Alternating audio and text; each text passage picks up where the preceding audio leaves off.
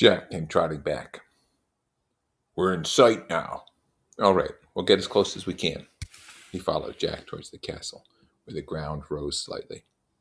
On their left was an impenetrable tangle of creepers and trees. "Why couldn't there be something in that?"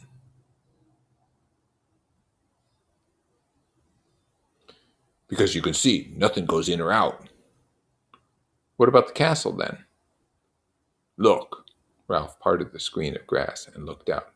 There were only a few more yards of stony ground, and then the two sides of the island came almost together so that one expected a peak of headland. But instead of this, a narrow ledge of rock, a few yards wide and perhaps 15 long, continued the island out into the sea. There lay another one of those pieces of pink squareness that underlay the structure of the island. This side of the castle, perhaps 100 feet high, was the pink bastion they had seen from the mountain top. The rock of the cliff was split and the top littered with great lumps that seemed to totter. Behind Ralph, the tall grass had filled with silent hunters. Ralph looked at Jack. "You're a hunter." Jack went red. "I know. All right." Something deep in Ralph spoke for him. "I'm chief. I'll go. Don't argue." He turned to the others. "You, hide there. Wait for me." He found his voice tended either to disappear or come out too loud. And then he looked at Jack. "Do you think?" Jack muttered. "I've been all over. It must be here." "I see." Simon mumbled confusedly. "I don't believe in the beast." Ralph answered him politely, as if agreeing about the weather. "No, I suppose not." His mouth was tight and pale. He put back his hair very slowly. "Well, so long." He forced his feet to move until they carried him out onto the neck of land. He was surrounded on all sides by chasms of empty air. There was nowhere to hide, even if one did not have to go on. He paused on the narrow neck and looked down. Soon, in a matter of centuries, the sea would make an island of the castle. On the right hand was the lagoon, troubled by the open sea, and on the left, Ralph shuddered. The lagoon had protected them from the Pacific, and for some reason only Jack had gone right down to the water on the other side. Now he saw the landsman's view of the swell, and it seemed like the breathing of some stupendous creature. Slowly the waters sank among the rocks, revealing pink tables of granite, strange growths of coral, polyp, and weed. Down, down the waters went, whispering like the wind among the heads of the forest. There was one flat rock down there, spread like a table, and the waters sucking down on the four weedy sides make them seem like cliffs. And then the sleeping Leviathan breathed out. The waters rose, the weeds streamed, and the water boiled over the table rock with a roar. There was no sense of the passage of waves, only this minute-long fall and rise and fall. Ralph turned away to the red cliff. They were waiting behind him in the long grass, waiting to see what he would do. He noticed that the sweat on his palm was cool now, realized with surprise that he did not really expect to meet any beast and didn't know what he would do about it if he did.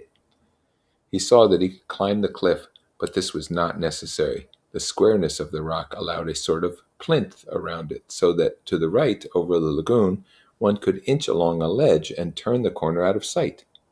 It was easy going, and soon he was peering round the rock.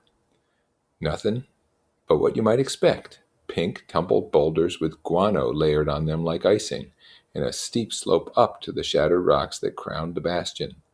A sound behind him made him turn. Jack was edging along the ledge. "I couldn't let you do it on your own." Ralph said nothing.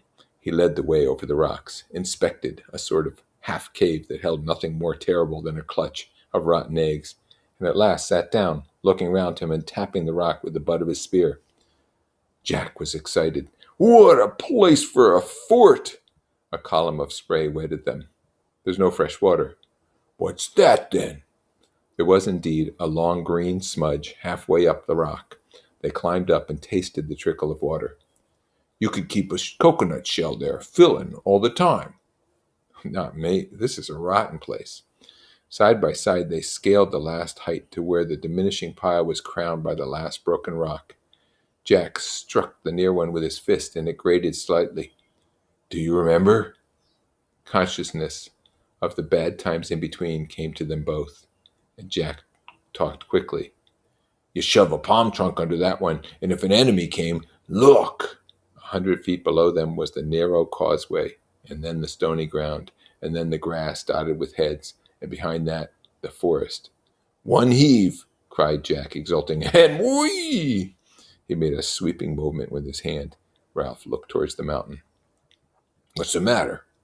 Ralph turned. Why? You were looking. I don't know why. There's no signal now. Nothing to show. You're nuts on the signal. The taut blue horizon encircled them, broken only by the mountaintop. That's all we've got. He leaned on his spear against the rocking stone and pushed back 2 handfuls of hair. We'll have to go back and climb the mountain. That's where they say they saw the beast. The beast won't be there. What else can we do? The others, waiting in the grass, saw Jack and Ralph unharmed and broke cover into the sunlight. They forgot the beast in the excitement of exploration. They swarmed across the bridge and soon were climbing and shouting. Ralph stood now, one hand against an enormous red block, a block as large as a mill wheel that had been split off and hung tottering. Somberly he watched the mountain. He clenched his fist and beat hammer-wise on the red wall at his right. His lips were tightly compressed, and his eyes yearned beneath the fringe of hair. Smoke! He sucked his bruised fist. Jack, come on! But Jack was not there. A knot of boys, making a great noise that he had not noticed, were heaving and pushing at a rock. As he turned, the base cracked, and the whole mass toppled into the sea so that a thunderous plume of spray leapt halfway up the cliff. Stop it! Stop it! His voice struck a silence among them. Smoke! A strange thing had happened in his head. Something flitted there in front of his mind like a bat's wing, obscuring his idea. Smoke! At once the ideas were back, and the anger. We want smoke! And you go wasting your time. You roll rocks! Roger shouted. We got plenty of time. Ralph shook his head. We'll go to the mountain. The clamor broke out. Some of the boys wanted to go back to the beach. Some wanted to roll more rocks. The sun was bright, and danger had faded with the darkness. Jack, the beast might be on the other side. You can lead again. You've been. We could go by the shore. There's fruit.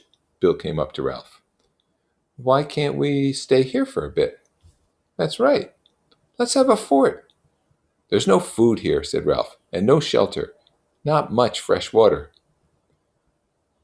This would make a wizard fort. We can roll rocks right onto the bridge. I say we go on, shouted Ralph furiously. We've got to make certain. We've got to go now. Let's stay here.